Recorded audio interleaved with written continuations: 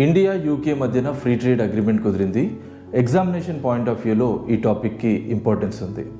Free trade అగ్రిమెంట్ని అఫీషియల్గా comprehensive economic trade agreement అంటున్నాము. ఈ అగ్రిమెంట్ ద్వారా ఇండియన్ ఎకానమీకి కలిగేటువంటి బెనిఫిట్ ఏంటి? చాలా బెనిఫిట్స్ ఉన్నాయి, కానీ బ్రాడ్గా ఒకసారి చూస్తే మన దేశం నుంచి యూకేకి జరిగేటువంటి ఎక్స్పోర్ట్స్లో 99% ఆఫ్ ద ఎక్స్పోర్ట్స్ లో టారిఫ్తో కానీ టారిఫ్ లేకుండా కానీ జరుగుతాయి. సో దీనివల్ల యూకేలో మన ప్రోడక్ట్స్కి డిమాండ్ పెరుగుతుంది. ఇలా డిమాండ్ పెరిగినప్పుడు మన దేశంలో వాటి ప్రొడక్షన్ పెంచాల్సి ఉంటుంది. ఎప్పుడైతే ప్రొడక్షన్ పెరుగుతుందో ఎకనామిక్ యాక్టివిటీ పెరుగుతుంది. ఎకనామిక్ యాక్టివిటీ పెరిగినప్పుడు చాలా అడ్వాంటేజెస్ ఉంటాయి. ఫర్ ఎగ్జాంపుల్, ఎక్కువ మొత్తంలో ఎంప్లాయ్మెంట్ క్రియేట్ జరగడం.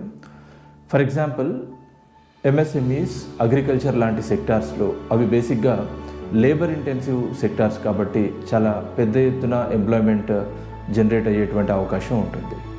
అట్లాగే మన ఇండియన్ గవర్నమెంట్కి ఉన్నటువంటి ఒక టార్గెట్ 2030 నాటికి అగ్రికల్చర్ సెక్టార్ నుంచి జరిగేటువంటి ఎక్స్పోర్ట్స్లో దాదాపుగా $100 బిలియన్ టార్గెట్గా మన ఇండియన్ గవర్నమెంట్ ఉంది.